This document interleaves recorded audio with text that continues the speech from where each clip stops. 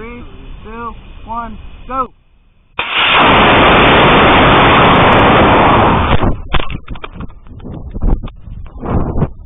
So explaining the segments of the rocket, first off we have the nose cone. The nose cone's purpose is to more efficiently reduce drag from the top, which allows the rocket to travel further up the less drag we have. Wow, that's a good one. Alright, so our task was to launch a rocket up to a certain height and have a payload in this payload section, just like this, and have it land back down safely. And so, for example, here we have an egg, we have padding in here and on top. Pack that in here, and put the nose cone on. Let's see the egg. Did we survive? That looks nice. Look at that, total survival, I like. And here we also have the Pocket Lab Voyager, which can be used as an alternate load to this, which gives us data on the flight, like altitude and position and whatnot, and stuff like that. And that similarly goes in here. Pocket Lab app, logging data to memory. You can close that. All right, we're gonna leave that open, we said, right? So there's our sensor right there. The data logger, Voyager #1. Loading up. All right, 2, 1, go! Whoa, Mike, that was a good one.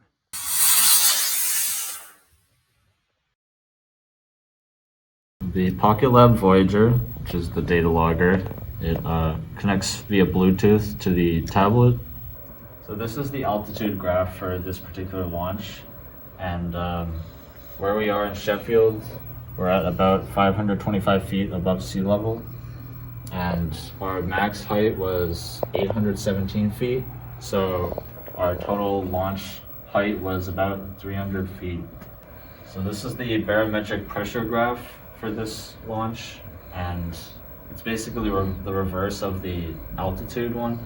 So it started at about 994 millibars, and then when the rocket launched, it went down to 983 about, and then as the rocket came down to the parachute, it slowly went back up to the original 994.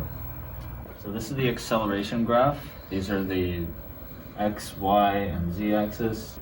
So when it launched, it went all the way up to almost 80 meters per second on an upward thrust. And then as it fell in the parachute, it went down to a downward thrust in the negative acceleration area, as it is experiencing a pull of less than the force of gravity. Oh, the fin stayed. Yeah, baby! Look at that! Beautiful. That's a real beaut right there. That's a beaut. That's a real beaut. Where's she going? Look at that tree. That's a real beaut. You can actually catch that one. That's almost too good. Run, Travis! So now for the outside of the fuselage, we have the launch lug. This is very vital for takeoff because it helps give a straight launch.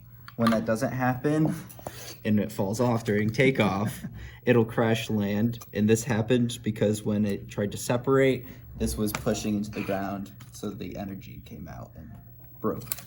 Oh, rocket. All right. Similarly with Travis's, a little broken on the impact. But we also have camera mounts here, so we were able to get some good footage of launch and takeoff. Unfortunately, we did end up losing a camera, and then we found it and lost another one during takeoff, specifically in separation because of the energy, we believe. When it takes off and comes back down, the cameras just fall out. Pin goes in for safety, yeah? And then I push the button. Yeah, so put the pin in, you're gonna get a red light. You are armed. 5, 4, 3, 2, 1.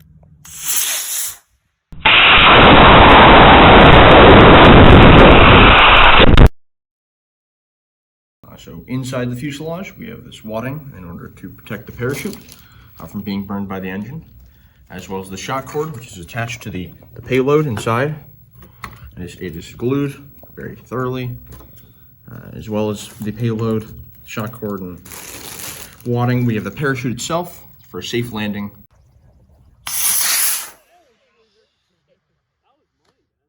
Oh, nice. That looks like a nice parachute deployment, I think. Dude, you actually did the best. Overall launch in that one. You did the best. Next, we have our fins. We have a specifically tapered swept fin design here. And fins make the rocket more stable as they launch, but they also produce drag because it's an extremity on the side of the rocket.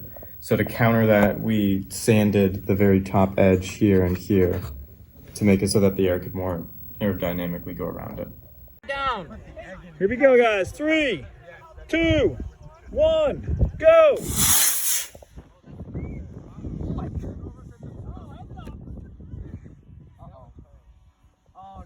Next up with the engine block, with the engine mount tube.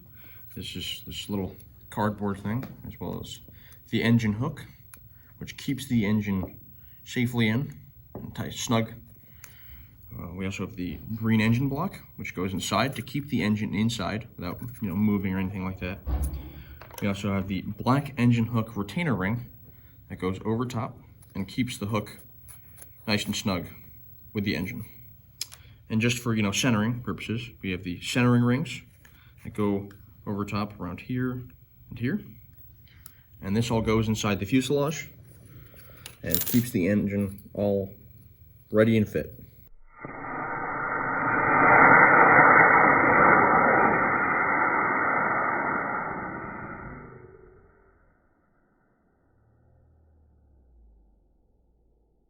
So for our rocket engine, we used a C11-3. Rockets are rated from A to F, each for the power thrust, each doubling in power. So C is kind of in the middle. 11 is our rating, or is our thrust rating in newtons. So we'll have a quick takeoff. It's a high number. And 3 is the delay in seconds between our apogee, the absolute height the rocket will reach, and the payload ejection.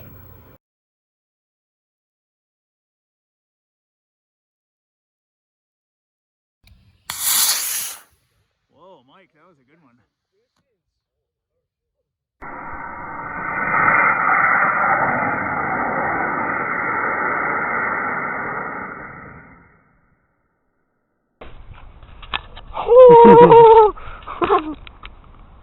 What? What are you hearing? Looking at the camera. Let's take a oh yeah. That's super. Oh boy, that extronaut did not survive.